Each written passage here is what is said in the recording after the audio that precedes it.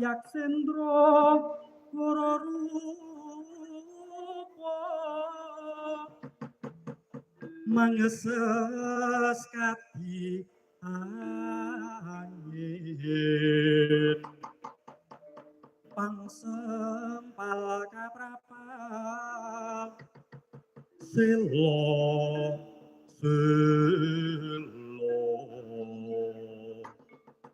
kaplesat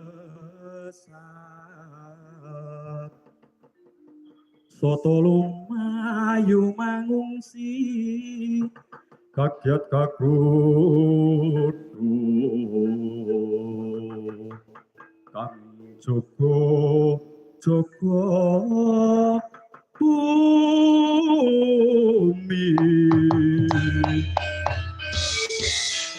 jagat dewa akara ya pangestungkara adi-adiku kabeh para sata kula durma gati karta marma surtayu lan kowe panungguling sata Kurawa ya adiku sing gagah prawira Raden Dursasana kabeh ora bakal tak piji saperanging para sata Kurawa. Inggih wonten timbalan ngadhawuh Koko Prabu. Koko Prabu ngawongga. Inggih wonten parigawe menapa Kanjeng Koko Prabu Basukarna. Koko Prabu wonten dawuh menapa dene panjenengan ngetapake sedaya para sata Kurawa. Kanjeng Koko Prabu. Lah kok sore-sore wis dijak metu njaba wonten dawuh menapa nungsung warta nungsung rata. Ngemban dawuhe para pinisepuh negara Ngastina dene. Sakuse Kanjeng Koko Prabu Dwarawati mawat dadi dutaning Pandhawa manjing ana ing negara Ngastina mongko wis gawe derdalan pasulayan. Nadyan aku sedulur nadyan aku kuwi isih tangga mitra roang karo Dwarawati ning labet lelabuhan ing Narapati Basukarna aja ngasi kowe duwe rasa sujana. Mula dina iki Grat lampet brungkat kimpul gajah gelar singa barong. Awak dhewe minangka dadi prajurit Manggala Yuda. Aja ngasi awak dhewe kewirangan.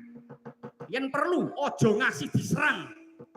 Awak dhewe sing gawe pepati ade sing maju ngluruk ana ing negara Ngamarta. Inggih. Menawi katen dinten kapan kula lan sedaya kadang kadhawuhan lumawat wonten ing negara Ngamarta aja awak dhewe ora nganggo petung.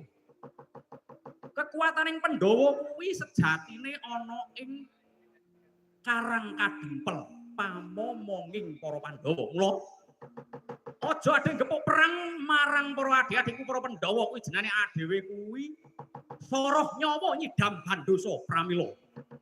Kula kedah suwan wonten pundi lan kula kedah ngluruk gepuk perang wonten pundi. Awak dhewe sikat diresiki kabeh sik. Para pamomonging para Pandhawa Kakang Semar Kainadyanto Kempung Pirot Jambulwan ngadeg nek ora dicagak teken ora bakal iso jejeg ananging kae pusaka kang bisa kandha jimat ya kae minangka dadi kekuataning Pandhawa. Inggih sumangga kula dherekaken enjing widal gumuruh saking jroning praja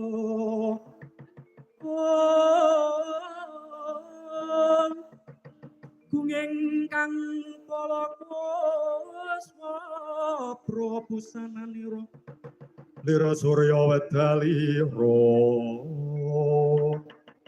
saka ing Jalaniti arasa madangi jagat mungup aning sak pucaking ukir